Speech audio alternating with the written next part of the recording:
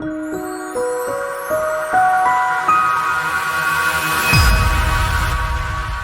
right, Dana, go ahead. All right, we are here to talk about Joseph Haydn. He was a classical composer. Yeah, I couldn't get his email address for some reason, so I never did get to ask him my questions, but I did the best I could. He was one of the three most famous classical composers. We put him first just because he was older than Mozart and Beethoven. Next slide, please.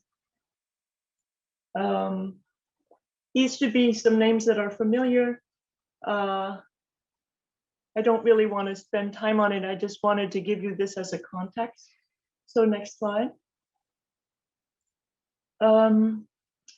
Haydn came from Eastern Austria. The yellow blob in the east there, that is Vienna.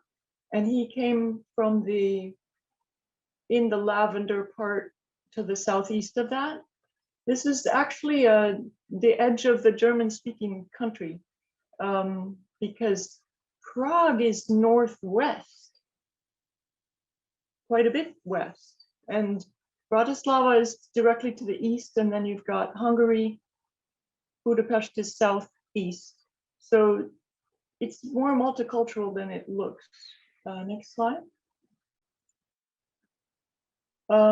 These are some names that might be familiar. Bach and Handel were Baroque composers. C.P.E. Bach was one of Bach's, Johann Sebastian's sons, who also composed. Haydn greatly admired him, that's why I mentioned him. He would have been a generation older than Haydn. Goethe, Jenner, and Hahnemann were also all about one generation younger-ish than Haydn. Beethoven would have been 2 generations younger. Next slide. This is just art that was happening at the time in England, not important. So here's what Haydn looked like. Unfortunately, I wasn't able to obtain an image of him without a wig on. It's really too bad, but he did have a receding hairline later on in life. Next slide. So he left home very young. Never moved back. He earned his keep, believe it or not. He had a relative who took an interest because of his singing, beautiful singing voice. And he was with that person learning how to play violin and harpsichord and the drums for just a year and a half or 2 years. And then he was in the Vienna Boys Choir, which is still in existence today as a larger choir than at the time. He was there until his voice changed and turned down the operation that would have kept him a soprano. He was literally kicked out of that position and had 2 shirts to his name. So he was very interested. Unfortunately, the choir director did not teach him counterpoint and theory, all the things that he was actually interested in. He had to scrounge around teaching a bit here and there and learn it himself. So he did get a lucky break in getting one full-time position at a smaller court before getting this amazing late cushy long-term, 30-year job with the Esterházys, who were a very, very wealthy family in Hungary. And he got to compose now. He was just churning it out. It was by no means an easy job. If you think of him as being a music director, that's all very well and good these days. You as a conductor, you study music and you perform it. He was also composing the works that had to be on stage tomorrow, like literally just unbelievable productivity. Next slide. We've got just some art in England where he went soon. And let's go on to the next slide. When one of the Esterhazy princes died, he was finally able to heed the call of the very eager people that wanted to hear his music all over.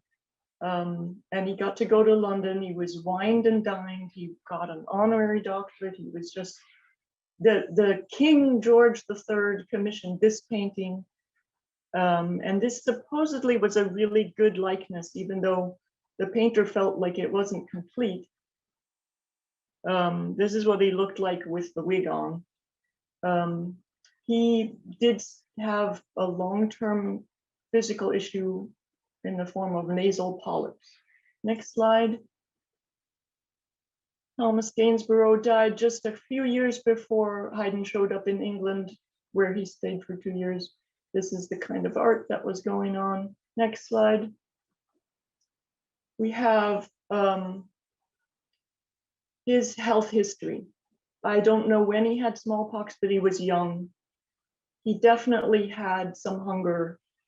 Everybody said that the music director at the boys' choir kind of sort of kept some of that money that he was given to feed the boys and didn't really generously dole it out. So he never got to a very impressive height. The story of his marriage is kind of sad. The woman that he fell in love with became a nun, and he married her older sister, and it was a disaster. So he had nasal polyps again and again and again. He had 4 operations. When he was in England that time, the story goes, some burly men, the best surgeon in London was trying to help him and invited these men in when he was visiting and wanted to get the polyp out to help him. And Haydn was 59 years old and had the strength. He mustered up the strength to fight these big guys off. He was not going to have another operation. So he had this ability to be strong. Later on in life, it's kind of sad. He ended up in a wheelchair with swollen legs and heart trouble. I don't know if it was congestive heart failure or just vascular something, but he would be weak and dizzy and that kind of thing. Next slide.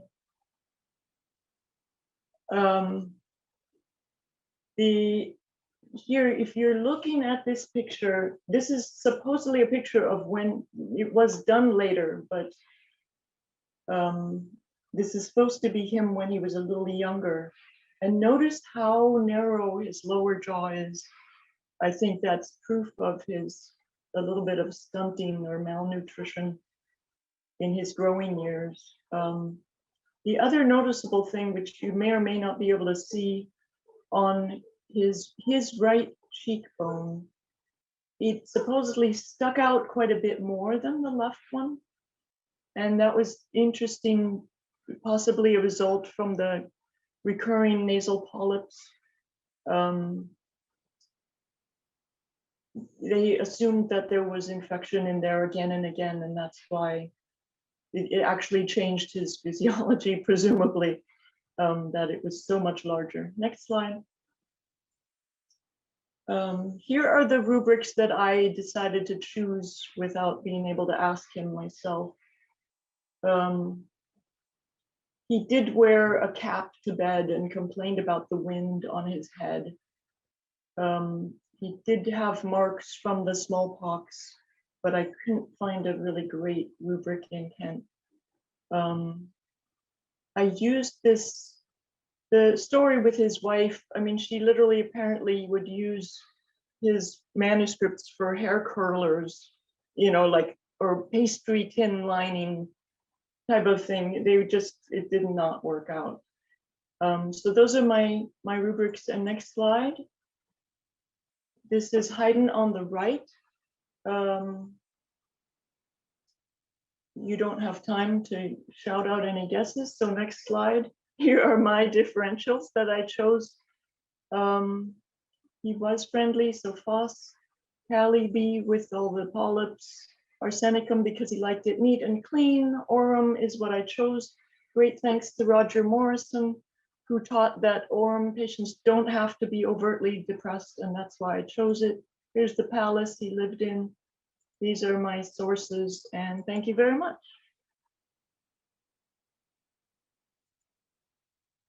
Great. That was exactly 10 minutes. Well done.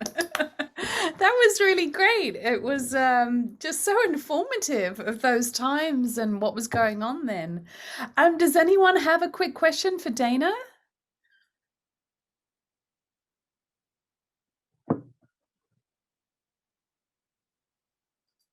No? Okay. Well, congratulations. Let's give Dana some applause and some love. Well done. That was great. Interesting. Thanks. I love Thanks. that people are using their what their interests are, right? Their hobbies, and relating that to homeopathy. That's really great. I hope it inspires you all to go listen to some of his music. Yes, yes. Okay.